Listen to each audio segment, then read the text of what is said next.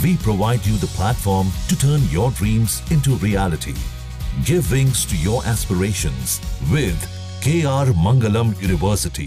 नमस्कार दोस्तों, आप देख रहे हैं जागरण जोश और मैं हूं आपके साथ सिमरन राजपाल। हाल ही में ईरान और इजराइल के बीच बढ़ती टेंशन्स के कारण ईरानियन न्यूज एजेंसी IRINN ने रिपोर्ट्स पब्लिश की हैं जिसमें कहा गया है कि ईरान स्ट्रेट ऑफ हॉर्मस को बंद करने पर विचार कर रहा है। ये एक्शन कॉन्फ्लिक्ट को बढ़ा सकता है और ग्लोबल ऑयल प्राइसेस को आसमान तक पहुंचा सकता है। तो स्ट्रेट ऑफ हॉर्मस को बंद करना एक ग्लोबल कंसर्न क्यों है? चलिए इसकी जियोग्राफिकल और इकोनॉमिक इंपॉर्टेंस पर नजर डालते हैं और साथ ही साथ ये भी जानेंगे कि इंडिया पर इसका क्या इंपैक्ट हो सकता है। सबसे पहले जानते हैं कि एक स्ट्रेट क्या होता है। एक स्ट्रेट एक नैरो वाटरवे होता है जो अक्सर दो लैंड मासेस को डिवाइड करता है और दो बड़े बॉडीज ऑफ वाटर जैसे कि सी या ओशियन को कनेक्ट करता है। ये एक नेचुरली अकरिंग जियोग्राफिकल फीचर है।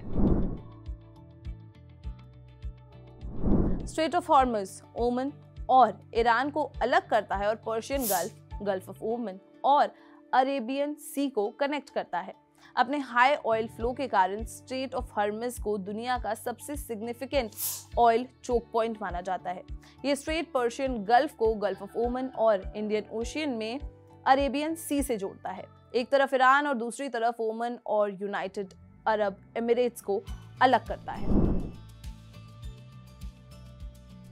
यूएस एनर्जी इंफॉर्मेशन एडमिनिस्ट्रेशन के मुताबिक strait of Hormuz world's most important oil transit check point है, जहां से दुनिया के 20% ऑयल कंजम्पशन गुजरता है। ये अपने सबसे नैरो पॉइंट पर 33 किलोमीटर यानी कि 21 माइल्स वाइड है, लेकिन वाटरवे के शिपिंग लेन्स और भी ज्यादा कंस्ट्रिक्टेड है, जिससे ये अटैक्स और क्लोजर थ्रेट्स के लिए वल्नरेबल हो जाता है।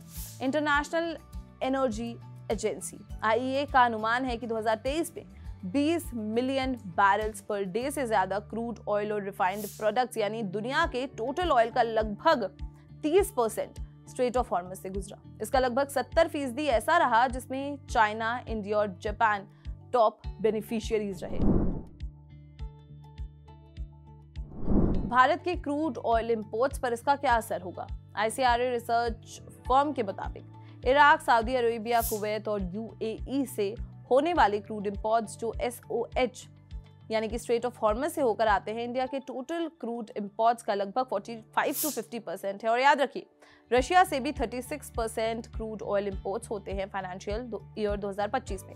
अगर स्ट्रेट बंद हो जाता है तो इंडिया के पास मिडिल ईस्ट से क्रूड सोर्स करने के लिए लिमिटेड विकल्प बचते हैं।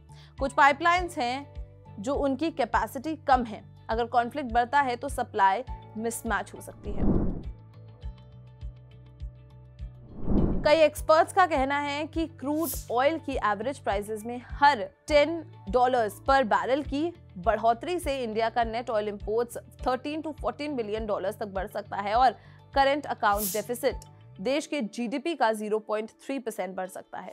ICRA के अनुसार अगर फाइनेंशियल ईयर 26 में average crude oil prices 80 to 90 dollars पर बैरल तक पहुंच सकते हैं तो CAD GDP 1.5 से 1.6% तक वाइडन हो सकता है, जो करंट एस्टिमेट 1.2 से 1.3% से ज्यादा है।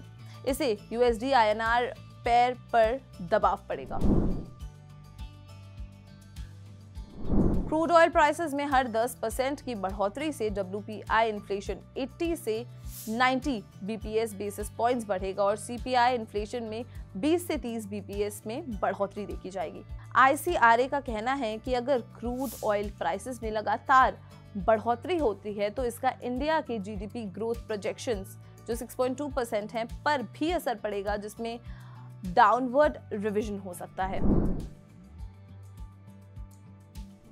बढ़ते क्रूड ऑयल और LNG प्राइसेस से कई सेक्टर्स प्रभावित होंगे। सबसे पहले downstream OMCs, HPL, BPCL, ICC marketing margins कम हो सकती हैं। Upstream OMCs, ONGC Oil India ज्यादा क्रूड ऑयल प्राइसेस से ज्यादा फायदा हो सकता है। पेंट्स एशियन पेंट्स, बोजो पेंट्स रॉ मटेरियल कॉस्ट बढ़ेंगी।